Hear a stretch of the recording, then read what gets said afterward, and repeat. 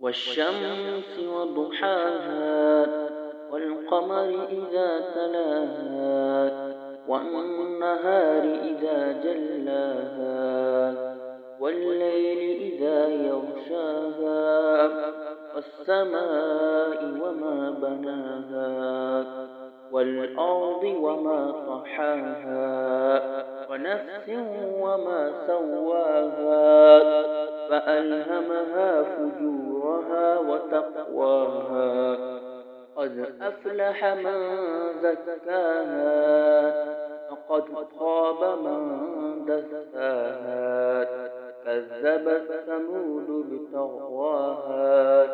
إذ انبعث أشقاها فقال لهم رسول الله ناقة الله